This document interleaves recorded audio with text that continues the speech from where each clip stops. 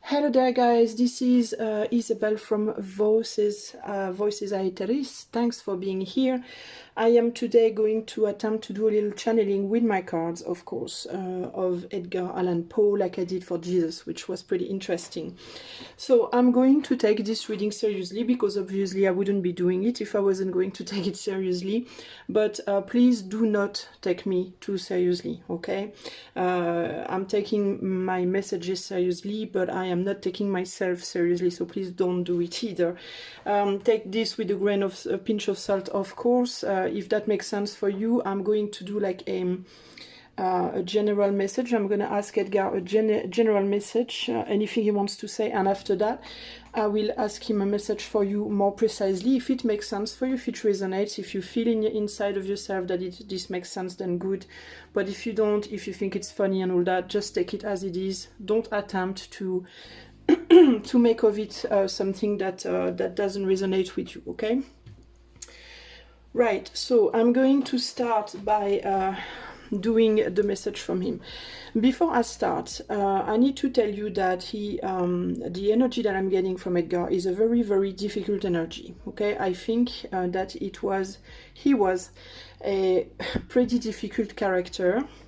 I think he was full of anxiety. I'm feeling a hell of a lot of anxiety, to be truly honest with you. I have attempted to do this reading weeks ago because I really wanted to, and the connection with him was very, very hard. I felt somebody who was extremely uneasy with the fact of expressing himself. I felt a mixture of I really, really want to do this and I really, really don't. I didn't really understand why. I attempted to take out some cards, which was a complicated, you know, operation. I put some cards on the table. I had a very difficult card. I had a disruption. I had the tower. I had really difficult cards. I couldn't really understand what he was trying to convey. I decided that I should stop trying because it was ridiculously difficult and I could feel an energy that was extremely disturbed, and so I stopped, and literally a minute after I stopped the reading, the storm started in my city here, which was a very unusual storm because it was like 2 months ago. We were still like in winter, and it was a storm by like fucking like 14 degrees, which here in France is nothing. It's still quite chill. So I didn't understand, but I figured that maybe his uneasiness came from the fact that there was much electricity in the air and that it was probably complicated for him to feel comfortable. But I today excuse me, hold on. See, my throat starts going, it's crazy.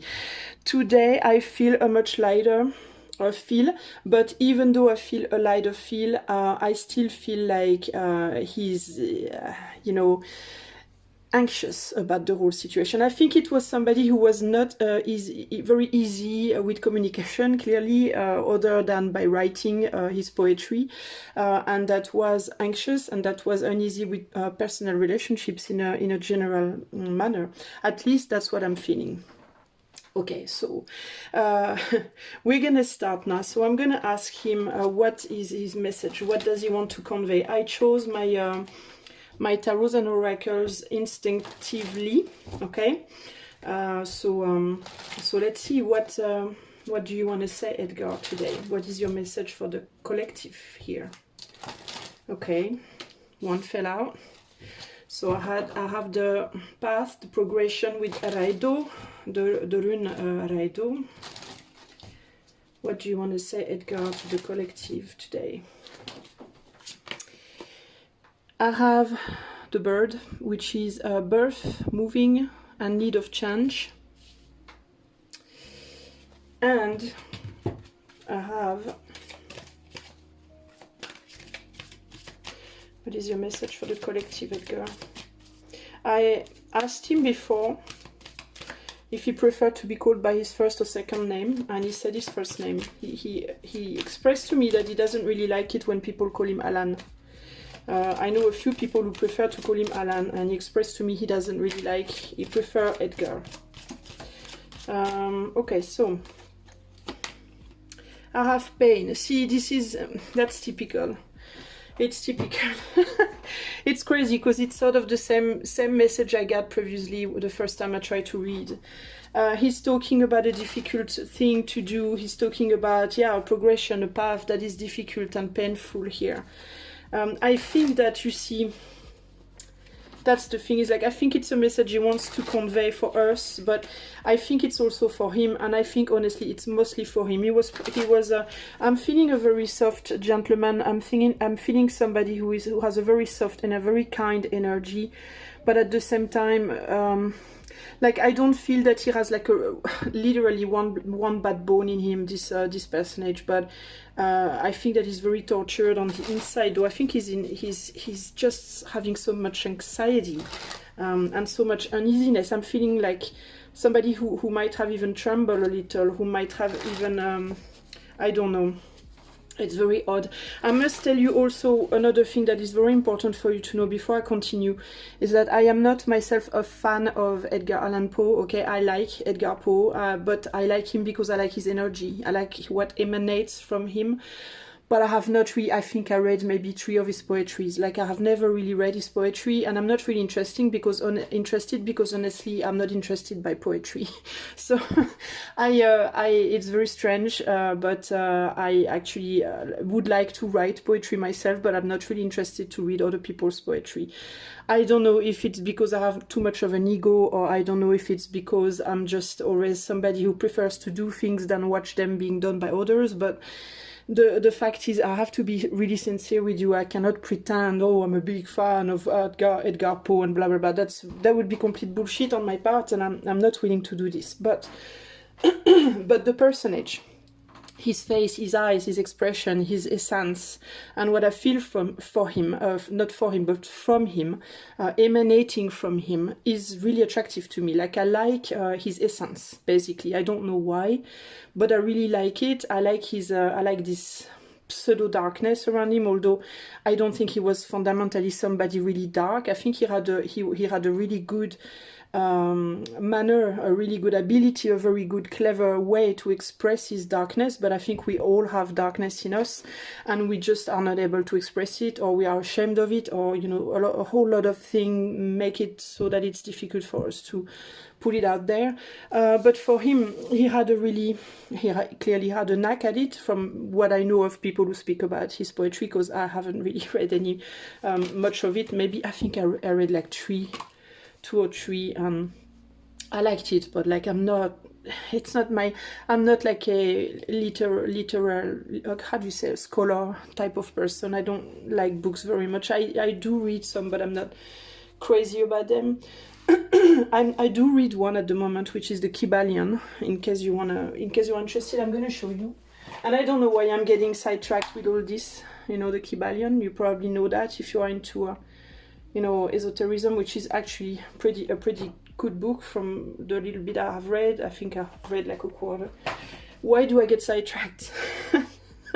I don't get sidetracked like that normally, so maybe it was also somebody who gets sidetracked a lot. But anyway, I thought it was important for you to know that I'm not trying to pretend somebody I'm not, and I don't want you to think like, you know, that I'm the specialist of Edgar Poe. Not at all. I'm just inspired by him a lot, by his energy mostly.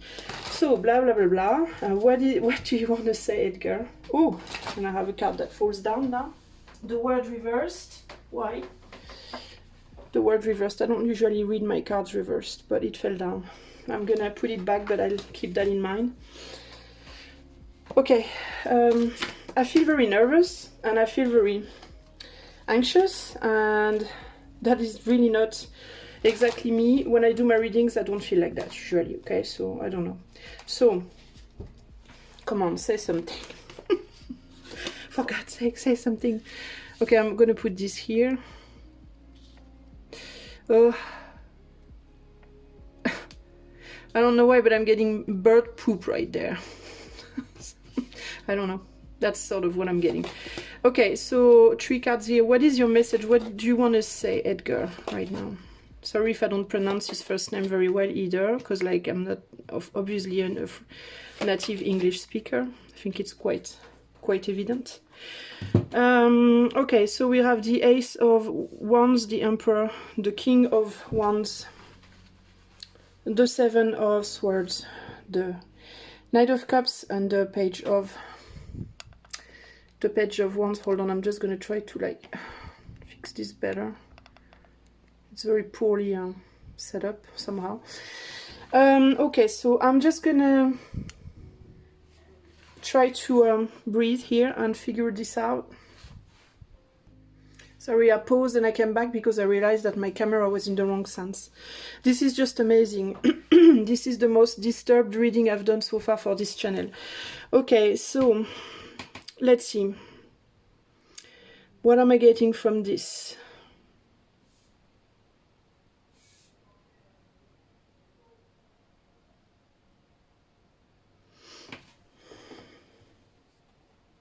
Sorry if it's a little bit long, but I'm trying to concentrate in such a way that I don't actually try to mentalize this, but really just feel it rather than mentalizing it, because if I mentalize it, it's going to be calculated message and I don't want it to be that way. Okay, the first thing that I'm getting is again this feeling of like, oh, I really want to say, but I don't. I want and I don't. There is why is there this always this message? It came already the very first time that I did the reading. That I asked a message from him. I got this exact same thing. I got this idea of like, I really want, but I don't want, or I feel it's not right, or something like that. I think it's not easy with communicating basically here. Could it be because he's too, how do you say, maybe he's asked too much, or I don't know how many people on this planet are trying to channel Edgar Poe, but like I'm not really doing it with a Ouija or whatever, and I would never do that actually, but because it would be too powerful. But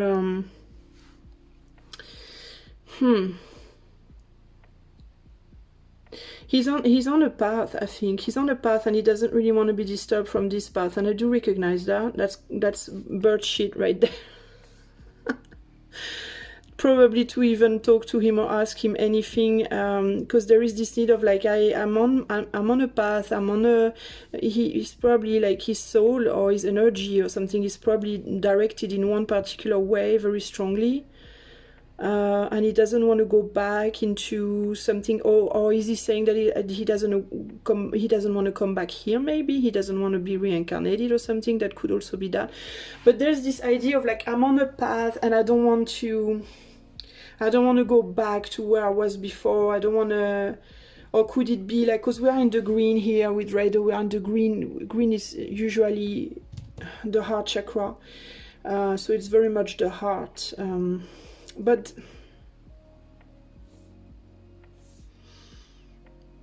it's really a message of like, to not go back to being tempted to go back but not wanting to. So is it for us, like, is he telling us like to not go back in relation to the path we are on at the moment as a collective, to not go back into some sort of situation that is painful? Or is it him saying that? I'm having a hard time figuring it out. There's this idea of like a desire to do it again, but like there seems to be like a fight between let's do it again or let's not. And it's ambiguous because there's this idea. He's also telling me that continuing the path, it's funny because it's like the past and the future are inverted also. I'm seeing the past in the future and the future and the past or something like that. And it's like he's saying there is the heart path, the heart and passion path, and there is the mental path. And it's like he's on the mental path, so to speak. And he doesn't want to go back to the heart and passion one or something like that, or he tells us not to go back, or it's very weird. But at the same time, he's tempted to go back.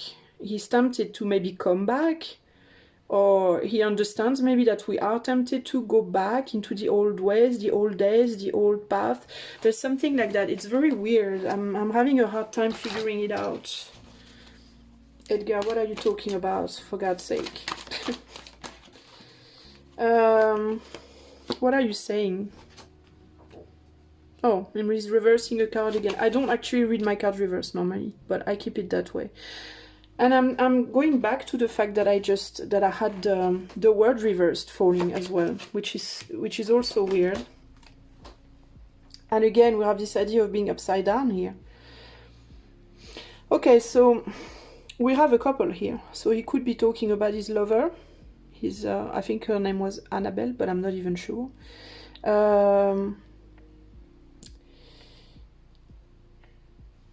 What is he saying? He's talking about a different way to relate to the polarities.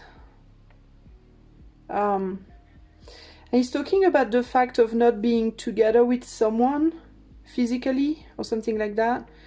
And to go towards more like the spiritual and non-physical connection. And to relate heart to heart, but from a very higher place, so to speak. And it's almost like he might be learning to do that. But it's weird because it's like, is he talking about the state of death, when you are dead and you can still relate, so to speak, to people or to energies or to souls or whatever, but not in the flesh? And could he be talking about like being like, you know, non-materialized versus being materialized, so to speak? Because we have a King of Pentacles reversed here. So the King of Pentacles speaks about material things, materiality, and what you actually invest into and how you invest yourself into, and the desire to invest or to not invest. I think he's saying like he doesn't want to come back here. He doesn't want to reincarnate, or is he saying that it's better to be like where he is or whatever, something like that? It could be that.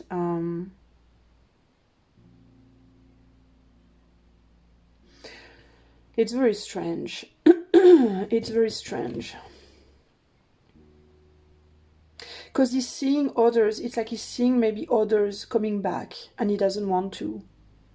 Could it be that he's seeing others coming back and he refuses to come back, or something like that? Because we have the birth here, you see. The birth and the need for change. And could it be that he's resisting? That he's resisting to come back? Or maybe it's because I'm asking him a message and he sees other answers, other souls maybe answer messages, but he doesn't want to. But I think he is right now, clearly. But it could be painful for him to do that, or it could be painful for him, the idea to come back on Earth, or to project himself like that, or something like that. You know what I mean? So maybe his message is don't do that, which I'm sort of rebellious, so I don't know if I'm going to listen to this. Obviously, if I was to listen to this, I would stop. I know I'm going to get my ass kicked if I'm not supposed to, but oh well, I get my ass kicked, I guess. After all, Edgar is not God, huh? So maybe some people's God, but not mine. So could it be also that he's reunited with his lover? Because I do know that about him, that he had a lover and he was very dedicated to his lover. That's sort of all I know. So could it be that he's with his other half and he doesn't want to separate? Because we do have like twins here, like two souls, like sort of like face to face. Yeah, there is an exchange here with other energies, or maybe the way he relates to energies is better when it's not in the flesh. There could be literally a message here of like, you know, it's better to connect with people and not in the flesh than with that in the flesh in the end, that it's more harmonious. But it's another way to see it. It's a different way to see things. You know, there could be that with the sun. There could be a message like that. Under the pain, it's like giving pain. Yeah, see, we have a man and a woman. We have a couple here. The Emperor and the Empress. And on the Page of Cups, we have the King of Swords. So we go from the heart to the mind again. to emotions, to something a lot colder. So that's very weird. So what I'm getting also here is almost this, you know what I'm getting here, which is very interesting. What I'm getting here also is like, it's almost like when you connect with people in the flesh, your mind is a problem. Your mind is like an enemy, so to speak, to the real experience of the heart, to the real experience of love, okay? But when you connect with people in the mind, actually in your head and spiritually, and the flesh is not there, it's like the mind is no longer an enemy. It's very weird, but it's like there's a lot more, the flow is much clearer, much more pure. That's what I'm telling you, what comes to me, okay? The flow is purer when you connect with people, when you love people through your thoughts and through your soul and through... It's painful in both cases, I think, but your mind is no longer an enemy. It's almost like it's much lighter. There's something that is much lighter, but there is this frustration though of like wanting the flesh. So sort of, I think it's talking to me about that, about the difference between relating to people physically and relating to people spiritually. I think he's talking about that, and the way he relates right now is, I think, more satisfying for him than it was before, although he is tempted sometimes to go back to the flesh. Is it that we have is it that maybe we have a choice that we don't know about? See, I'm talking about, I told you, he's talking about how people relate to each other.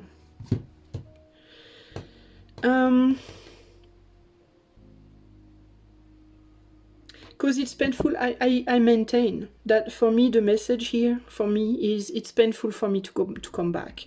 So either to come back, to reconnect to this world, to this dimension, to this materiality, to this density, or to reincarnate. Maybe he's proposed, offered to reincarnate and he's not up to it, or he doesn't want to, and he could see others coming back and he's like, nope, not for me, I'm not interested. That's sort of what I'm getting here. And it's very interesting also because I'm not really getting a message for us. It's more like he's talking about his own condition. That's sort of what I'm getting. It's like, if there is a message for us, it's not like do this, don't do that, or whatever. It's more like, well, this is what I'm going through and this is what I feel and think,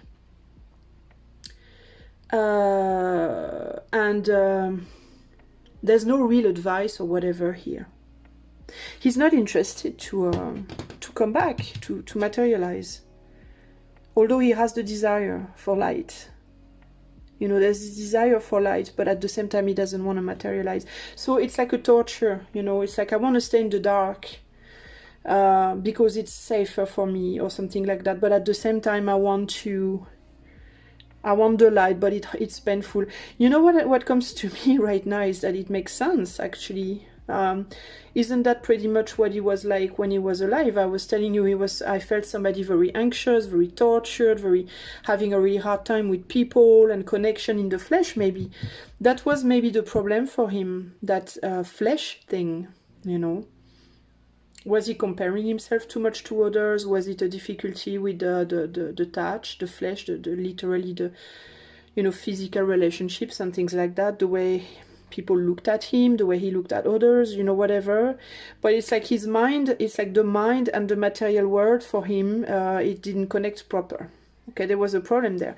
And obviously he didn't quite change. He's safer in the dark, he's safer in the spirit. But he's attracted by the light. So it's and that would make sense also with what I'm feeling when I try to connect to him. I feel a reticence. I feel this like, oh, I want to, but I don't want to, but I want to, but I don't want to. You know, it's sort of like, So in the back of the decks, I have the dog. Yeah, the sacrifice, see. The friendship, the sincerity, you know, it's like, yeah, it's exactly that. It's like, I want to, but I don't, but I do, because, you know, I I do, I want to please, and there's a cat. Well, there you go, there is a cat. Didn't he love cats? Wait for the good time, be, you know, this is the waiting for the good moment, being clever, you know. I don't feel it that way. I don't feel him as somebody manipulative or clever at all. That is not at all the energy I'm getting. I'm getting the like, oh, I'm uncomfortable. Oh my God, I'm uncomfortable. This is making me anxious. I'm getting like the wet hands and the, you know, the, oh, I'm freaking out. I think he really had like social anxiety, and we have rejection in the look at that. Rejection in between. Rejection of what? Of sweetness. Yeah, rejection of like too much love, maybe also, maybe too much attention, too much care, too much. Yeah, I'm getting the guy that was like, oh, you know, I'm shy, I don't want to, you know, don't talk to me too much, don't ask me, don't, you know, but not because he didn't like people or whatever, but more because he was uncomfortable with himself. I think he was deeply uncomfortable with himself, literally. It was hard for him to relate, I think.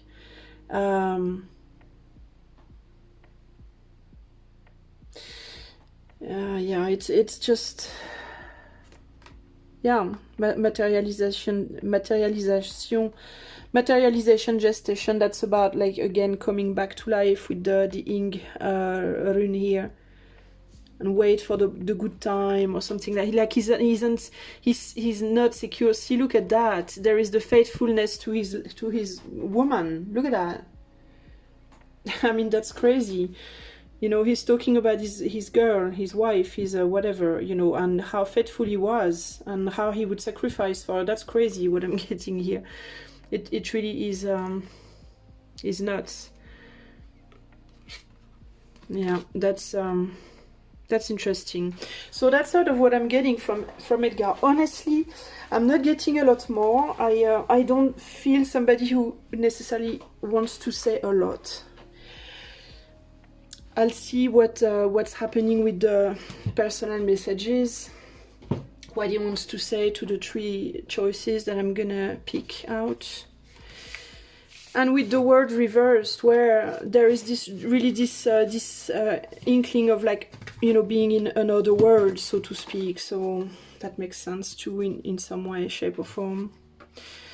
So I'm just putting my cards back. I'm going to ask for the 3 messages, and I think that could be interesting.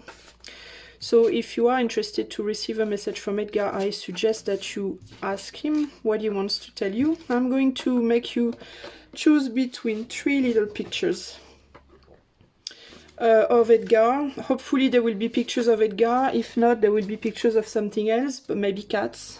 Oh, cats actually. Yeah, I'm gonna choose pictures of cats. I'm gonna make you choose through these pictures of cats. I'm saying it, you already see the picture by now. But me, I haven't chosen them yet, obviously, because I haven't edited the video. So choose between these 3 pictures of cats and ask yourself, what does Alan want you to know right now? What is his message for you more specifically? Okay? Whew, and we'll see what happens. Okay, so let's go straight away to cat number 1. So Edgar, what do you want to say to people who will have chosen cat number 1? What do you want to tell these people, Edgar? Tell me.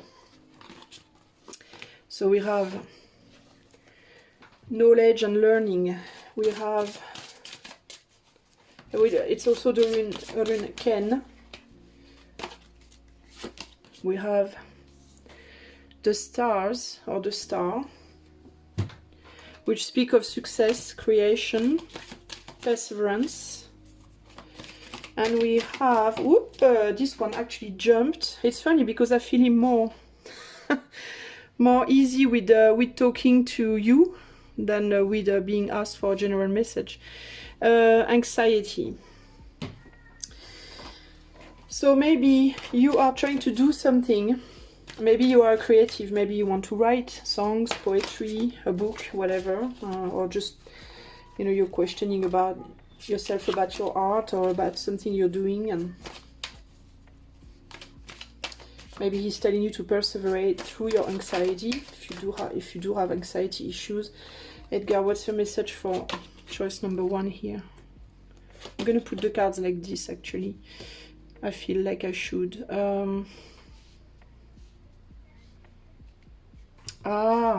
Sorry. Okay, so we have 7 of Cups, Queen of Swords, Queen of Cups, 2 of Swords, and the 4 of Pentacles. Okay.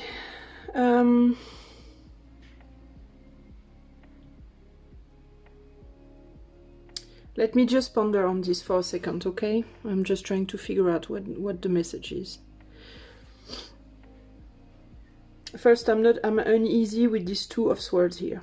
It bothers me somehow. I'm not really sure why. I mean, 2 of Swords is usually, it speaks of denial or stuff you don't see. Paths you cannot pass, multiple paths that you cannot necessarily see because you're blinded by other things. But I think what he's telling me mostly is to take the opportunity of whatever is cold within you, to use your coldness, to use your anger, your frustration, your stress, your anxiety, if you actually do have anxiety also, in order to create in a creative manner and not in a destructive manner. That's sort of what I'm getting here. You have to let go of, you have to let the horses out. That's what I'm getting as a phrase. You have to let your horses out, so to speak. To not be afraid to express yourself, to express your truth, really, and to exploit it. To exploit it for positive, for creative purposes, and not for something that will destroy you. It's almost like if it doesn't get expressed outwardly in a creative manner, it could actually destroy you. So you would need to do that. I'm getting also that you need to be receptive to all the opportunities that are above you, because there are a lot of opportunities that you might not even see, actually. You might have a hard time understanding how communicating the darker side of yourself could actually be creative. You have a hard time seeing maybe that sometimes keeping your emotions to yourself is also helpful, but not always. Keeping your emotions to yourself in the sense of, like, for example, when you write songs, when you write poetry, you don't always have to write happy songs in order to have success. Just the same way that you don't always have to write out of your pain in order to have success. Sometimes you can also write out of your joys, and it's also positive. You know, there are these people who think that in order to be successful, in order to write something of quality or to produce something of quality, it has to be in the light or it has to be in the dark. And if, you know, they have a hard time seeing the potentials of the opposite. Basically, that's sort of what I'm getting for you here. You still have to learn the potential of the opposite. The potential in the anxiety, but also the potential in the happiness. Because you might be holding to that. You might be holding on to anxiety, thinking that if you lose that, it will be the loss of you, so to speak. You could be like an artist. It's just an example, okay? But you could be like an artist who is knowingly or unknowingly, with these two of swords, it could literally be denial that you are into, okay? So knowingly or unknowingly, you could be telling yourself that whatever you will do, you will always be unhappy, you will always be sad, you will always be anxious, you will always be this dark person, you will always have this dark place inside of you, whatever. And that you only know how to create through that you only know how to create when you're sad, when you're depressed, when you are lonely, when you are this or that. And basically what Edgar is telling you right now is you're lying to yourself. Most probably you're lying to yourself, and you need to understand that you're lying to yourself, and you need to understand that you can also do beautiful things, enjoy, okay? And being empowered, being joyful, being light and happy. and that there is no need to think that one would be worse than the other. The quality would be the same, it's just it would be a different shade, it would be a different color, but it would still be wonderful, no matter what you do. So if you are somebody who can only create happy, you know, fluffy, rainbow, you know, unicorns, shitting glitters type of things, and that you are completely rejecting darkness, just the same way, you are in denial. If you think that if you write sad things, that you use your sadness and your pain in order to create, it's going to be shit, well, you're fooling yourself just the same way. It's not going to be shit, it's going to be beautiful in its own way, but it's just a matter of perspective and how you look at it. And it will be wonderful no matter what. And more largely, I could also even tell you here that without even thinking of necessarily creating anything, just thinking of like being in your life, being happy or being unhappy, both are beautiful if you express it. That's sort of what I'm getting here. None of it is a block. It's a block only if you want it to be a block. But if you don't want it to be a block, it's not going to be a block. Okay? So for instance, if you are somebody who is generally speaking more on the sad side, it's only going to block you if you think it's going to block you. But if you think it's going to be okay, then you're going to be okay. And just the same way with the happy side. You know, Cain is it's a rune that could be apparented to an abscess. Okay, it's you have two ways of seeing an abscess. You have the way of seeing it like, well, I have this horrible abscess and it's really sore and painful, and you know, I really need to get it out. I really need to get it drained so I can finally be free. It's going to be beautiful if you drain it and go back to, you know, letting it out and expressing it and be like, okay, now the pain is out and now I'm good again. It's going to be beautiful to be freed. But just the same way, some people will decide that they're not going to remove the abscess. And they're going to say, well, I want to feel the pain of the abscess, because in the pain of the abscess, there is also beauty and there is a whole other world. It's like the opposite word of the word that is of being freed from it. There is this word, or this whole entire world of like being a prisoner of it. And it's just a matter of choice. There is no better or worse. It's all a matter of perspective and personal comprehension and personal taste. But in the end, everything is good to take here. And what Edgar is telling you here basically is like, don't stop stop judging yourself, or stop judging others maybe also, based on what you are able or not able to do, or what you like to feel, what you don't like to feel. And maybe explore a little bit more with the Seven of Cups, instead of wanting to close yourself off. Maybe you could explore things so that you are able, with also learning and, you know, knowledge and learning, to persevere through your anxiety, or to persevere outside of it, whichever. But if you explore both worlds, you'll have a much broader idea of them, and you will just enrich yourself a lot more, and you will get out of this denial also. You will get much richer, but you will be able also to communicate to the world in a much less superficial manner also.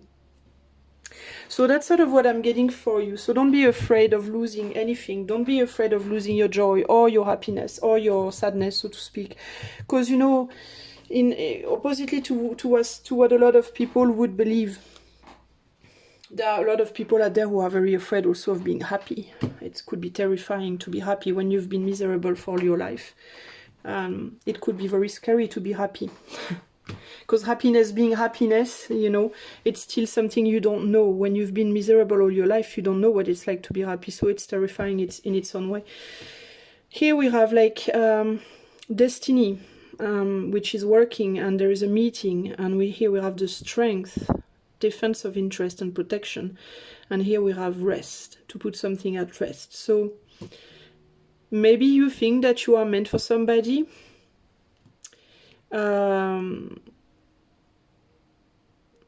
It could be in love. Maybe you think you're meant for someone, and in fact you're not, but you're afraid to let this person go because you have interest in the relationship with this person. Or maybe it's the other way around. Maybe you want to let someone go because you think it's not in your interest to stay with this person, but you are scared to let them go because, you know, maybe you don't realize.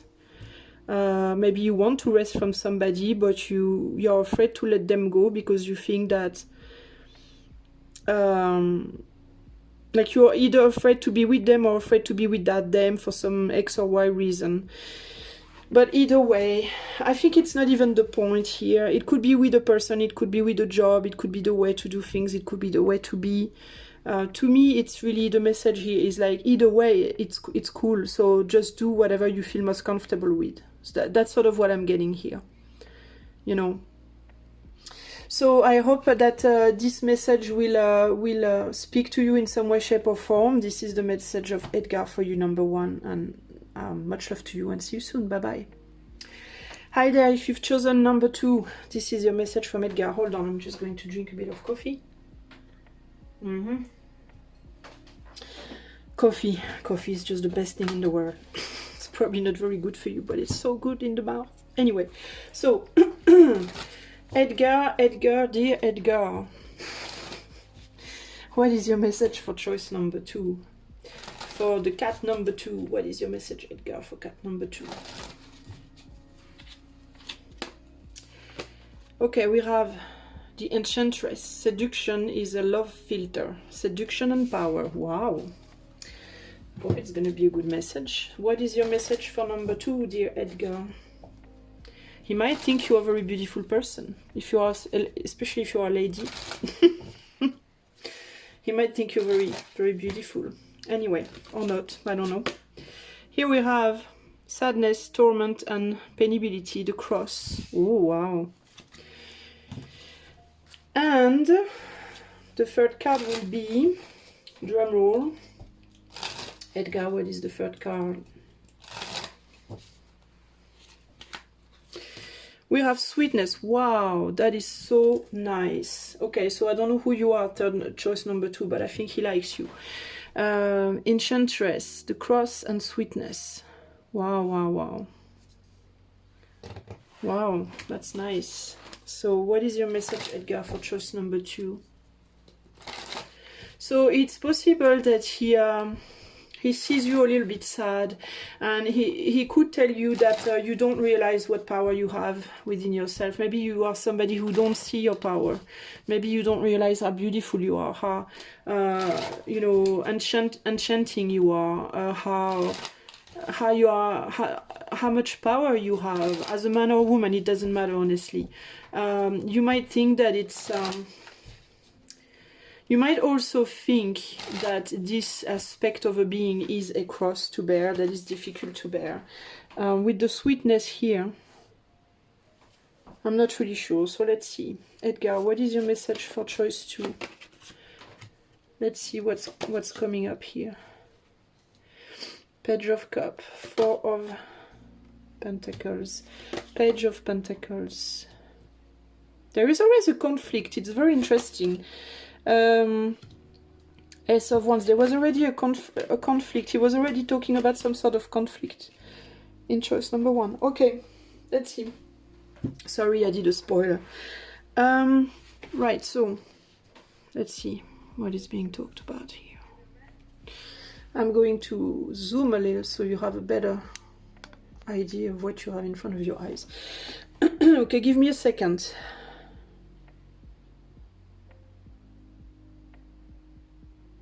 You have a hard time showing you might have a hard time showing your love or your affection. You might be resistant to somebody.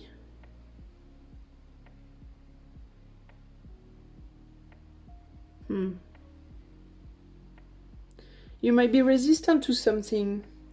Are you resistant to people? Okay, so it is possible that you are impressing people. You might be very impressive. I think he's giving you a message of like, you don't realize the power you have, you don't realize how beautiful you are, and you do not realize the power that you have on others. You actually impress others a lot. And you might make them feel like they are very little in front of you. Like they are not very worthy of you. and these people who come to you and might okay, I have a hard time expressing what I'm getting, but what I'm getting is, you know, sometimes when you see somebody, it doesn't matter if you actually know this person or not, but when you see, I'm going to try and speak of my own perspective based on what I understand from his message, okay? Personally, if I see somebody that I admire or that I find absolutely beautiful, for outside or inside, it doesn't matter. I'm not necessarily talking about physical here. But if I see somebody that I find beautiful in any way and powerful and amazing and that I find great, and it doesn't matter if it's like, it could be anybody. I'm not talking physical aesthetics, I'm not talking social place, I'm not talking any of that. I'm talking really of like energy essence, you know. And I have this person in front of me, and if they are not very... if they are not sure of themselves, if they doubt themselves, if they are uneasy in themselves or in their own power that I recognize, if I recognize the power of somebody and I feel that this person doesn't recognize their own power, and comes across as cold, closed up, uneasy towards me, I'm going to not be able to be spontaneous. Basically, it's going to cut off my ability to be spontaneous. And I'm going to overthink how I should act or what I should say, or in order to not disappoint whoever I have in front of me, okay? Because usually when you are uneasy with people, you are a little cold, you are a little, you know, you are shy, you don't really speak much, you are not very warm, you are not very welcoming, because it's not because you don't love them, but it's because because you're self-conscious, basically. So it doesn't matter how powerful you are, how beautiful you are. If you feel self-conscious, if you feel uneasy in your shoes, you are going to come across as somebody cold. And when you have somebody cold in front of you, but that you love or admire, you go into mental mode. You get out of the spontaneous mode and you go into mental mode, and you start calculating. You start calculating what do I have to say or do in order for this other person to see that I'm not, to not see that I'm feeling like shit in front of them because I admire them so much, because they attract me so much, okay? And in return, the person who is admired, because there is a lack of spontaneity in the front of them, they're gonna think that this person is not cool, okay? So, excuse me. So whoever is going to try and be cool is gonna look like an idiot, is probably gonna look like a child, like an immature child, so to speak. And the person who is actually pretty loving in the end, in deep down, and pretty childish themselves, pretty candid and light themselves, are gonna look like a complete arsehole. So what he's telling me here basically is like, you could be either of these people, and that's where the clash is, okay? The idea and the action and the idea. The action is fake, the idea is fake, you know what I mean? So we are not real here, we are not real, okay? So you could be absolutely beautiful and be a complete arsehole, or come across as a complete arsehole because you're scared of showing your heart, because you don't know how to show the light side in you. Or you could come out as very sweet when you are actually a complete arsehole. Or you could see in somebody a very childish person when in fact they are just hurt, and they try to come across as best as they can. So there is really this... He's talking to me here about the clash between basically what you are and the appearance that you can give to others, and that are completely mistaken, and also the ability to try and understand the impact that you might have on others, and why others are reacting in a certain way towards you that is not necessarily a good way. But, you know, when you are impressed by somebody, it's hard to find the right way, for some people at least.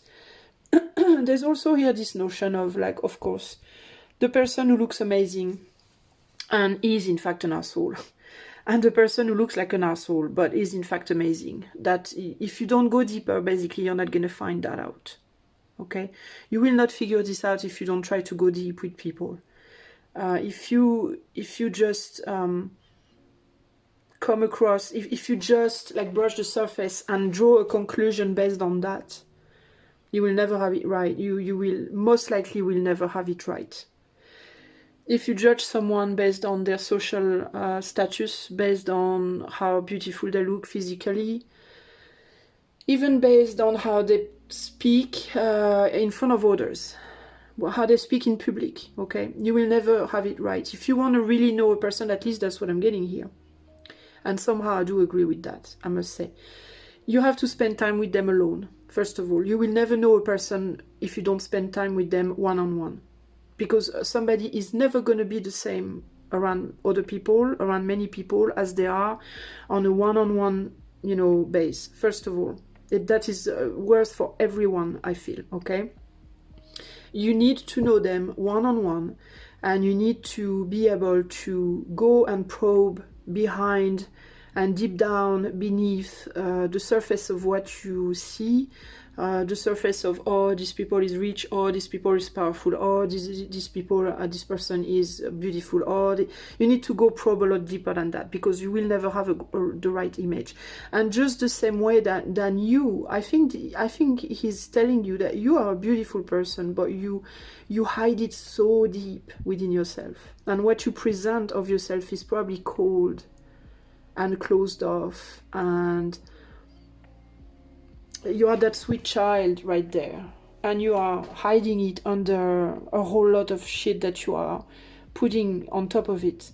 It could be physically, maybe you are a beautiful person but you don't want to show it, so you put on weight. You know that there are some people who actually put on weight so that they are not seductive anymore, because they don't want to seduce. Some people, for instance, who have been raped, some people who have been abused, some people who have been too much looked at for their body. There are some people who consciously or unconsciously, more often than not unconsciously, put on weight to protect themselves from being seen. They want to be seen and they suffer from their aspect, but at the same time, because that way they are not seen just for their body.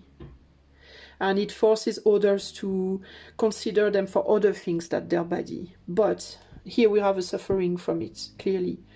And you are hiding your seductive power underneath flesh, possibly, or underneath an attitude of wanting to stay home a lot, wanting to bottle up a lot, not wanting to speak, not wanting to be seen, not wanting, you know what I mean? But the idea of contact is there. You miss, we go back on the 5 of Pentacles, that 5 here is there, okay?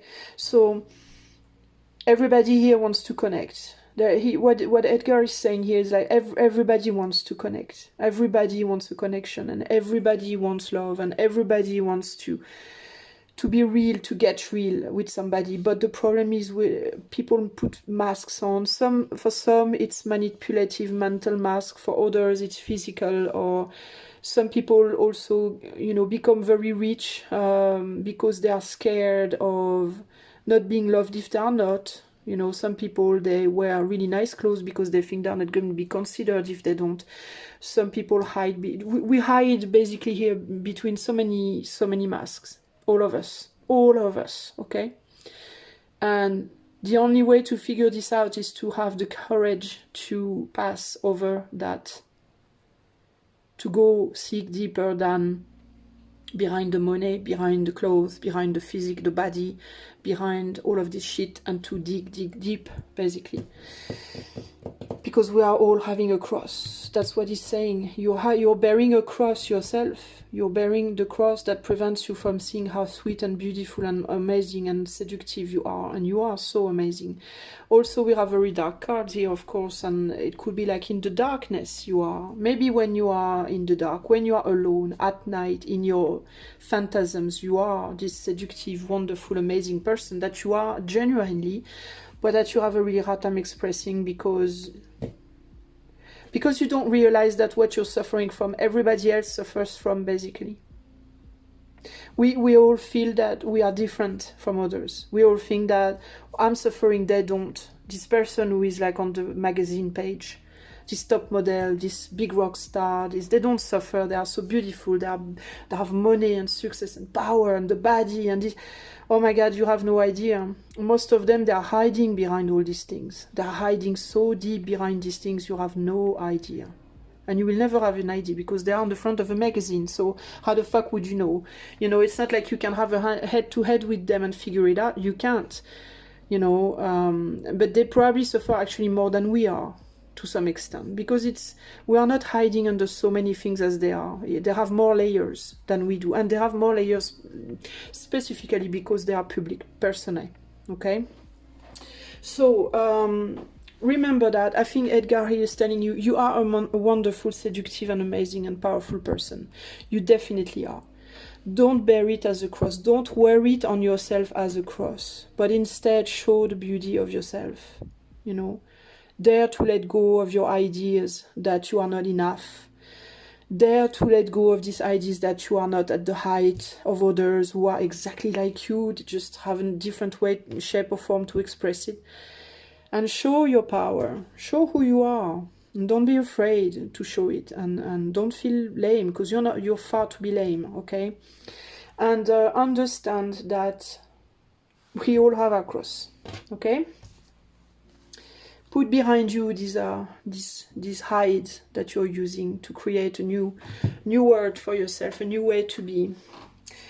Here we have resurrection, transformation. This is what Edgar, I think, is telling you you should be thinking about doing, you know.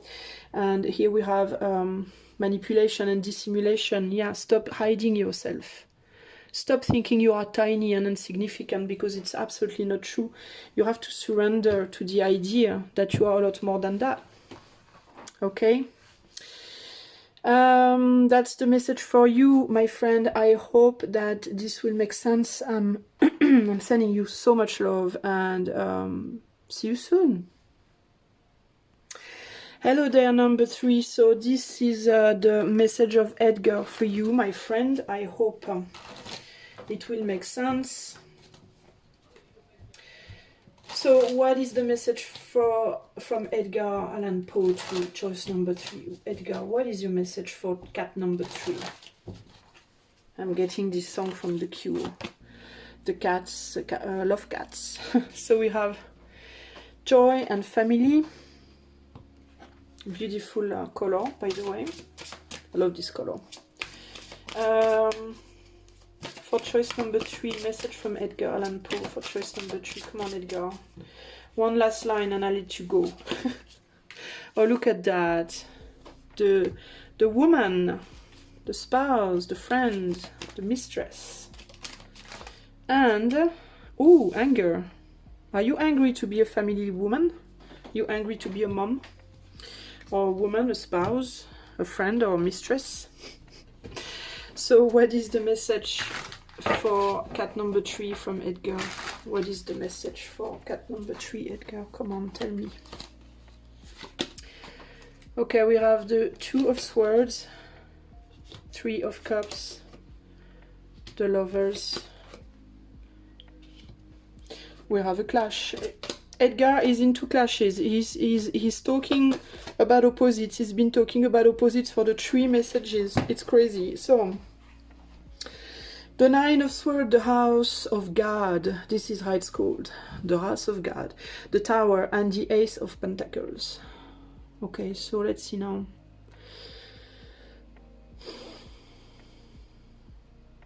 I'm just concentrating. I'm trying to get the non-mentalized message of this reading.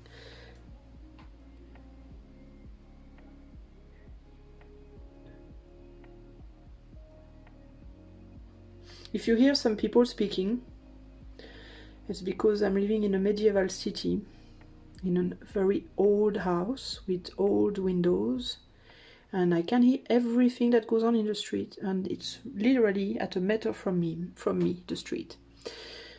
So please forgive me. So I'm having a hard time seeing the message here. But it speaks about polarity, it speaks about choices, anxiety, again with the 9 of Swords. and not having an opportunity anymore. Okay, so is it because you're stuck into being a housewife, somebody at home with kids, or you are already maybe engaged into a romantic relationship and you are sad and sorry from not being able to have another one? What is it? That you are unable to see. Sorry, my video just stopped and restarted. So I think Edgar is saying here that you should not maybe feel angry about being already involved with somebody. If you have a hard time choosing between, it's not necessarily in love, he says, it's about everything. Okay, everything that is long-term, short-term, it's about the long-term, short-term issue. Okay, so it could be family, it could be friendship, it could be a job, it could be anything. This conflict between basically being engaged into something or with someone for a long time, or being with people more intensely maybe, but for a shorter time. Again, Edgar is again speaking about opposites here and the value of both. He's just, I think he's just somebody who is very much able to see the best of both worlds. Okay, if you are angry because you are in a relationship for a long time, for example, you've been with the same man or the same woman for for like 10 years or 20 years, and you had kids and blah blah blah, and you find it difficult to see, you know, you are sad because you cannot have a new person in your life, you cannot, you know, maybe have a passion, you wish you had an opportunity maybe to get out of this situation and live a different life with somebody else and have more passion and this and that. Basically, he's saying here that you are only feeling that way because at this very moment you are unable to see the good, the joy of what you have.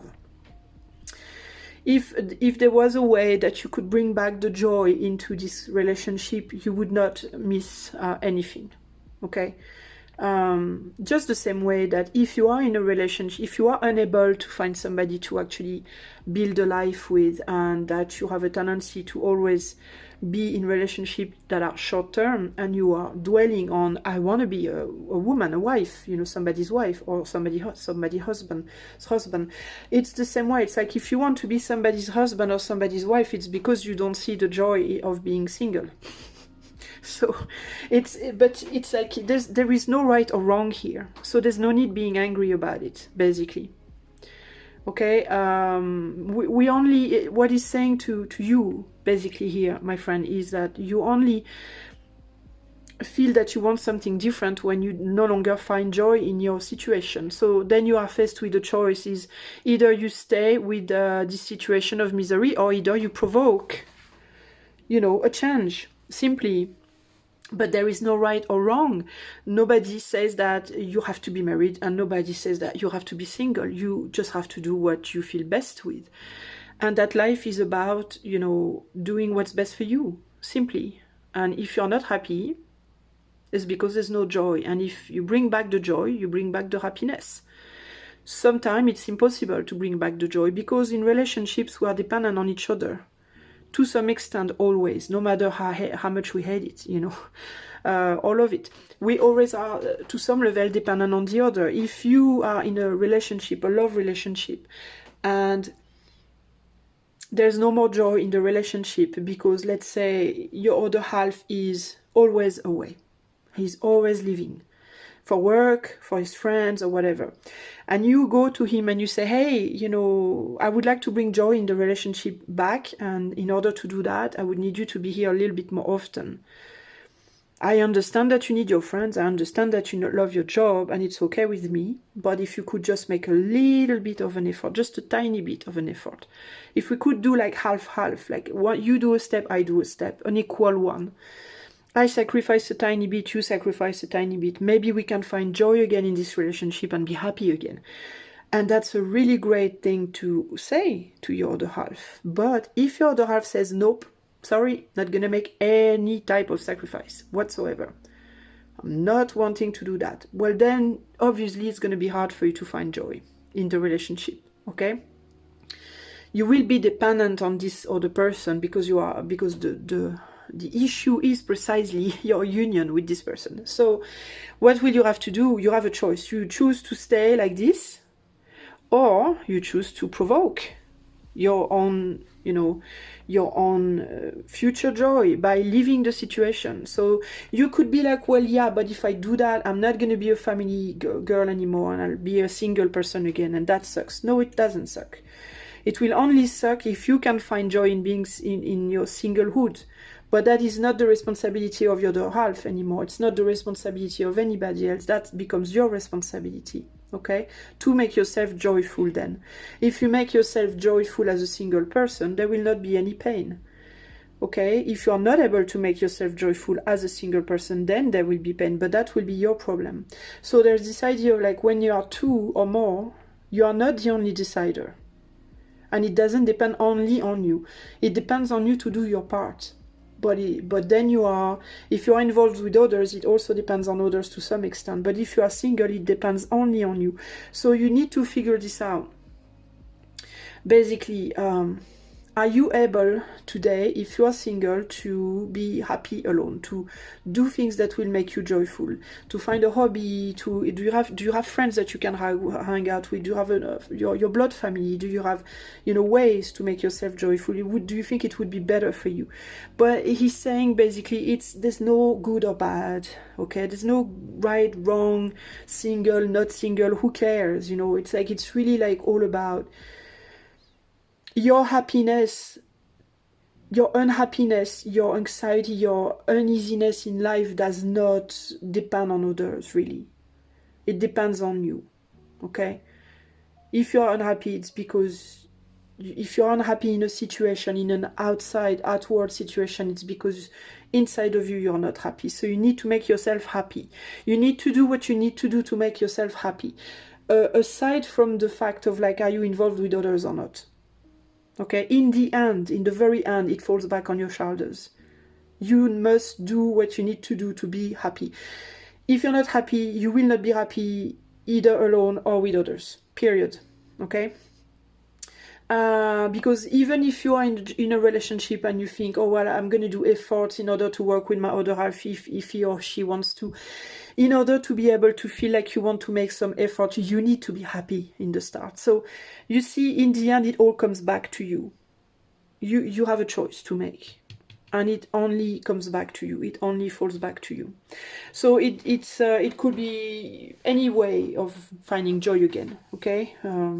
Any way, shape or form. Another relationship, getting a dog, starting a singing lesson, or whatever, you know, changing how you look, whatever makes you happy. But in the end, it really, it incomes to your responsibility. That's what he's saying here. So here we have the four of Pentacles.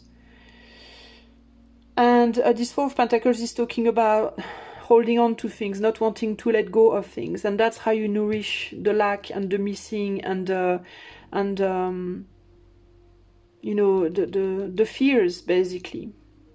Fear of letting go also. Maybe what stops you from being happy, it's just your fear of letting go of what you know. But what you know maybe doesn't make you happy already, so what is the point holding on to it anyway? You know what I mean? It doesn't make sense. So here we have the meeting. Here we have purity, loyalty, and nobility. And here we have disruption.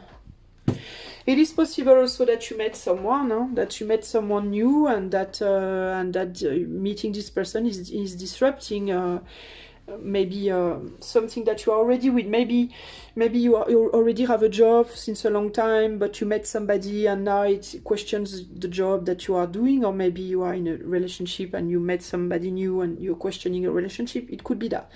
But either way, again, it's all about where lies your joy.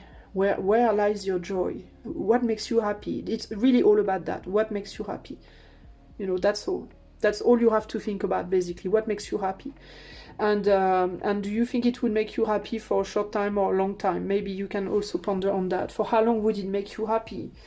But either way, you know, if you let it go, it could also make you unhappy because you might think that you missed something, that you missed an opportunity. So you have to figure things out for yourself, and you have to understand that, again, there is no right or wrong. It's all about your ability at any given moment of your life to be happy. And if you're happy, you're good, no matter what you decide to do. No matter what, no matter if you decide to stay or to go, to be with someone, to be alone, whatever, it doesn't matter. That's not the problem. The problem is, are you able to be happy and do what you need to do to be happy? That's all. Okay, so I hope you enjoyed this little channeling.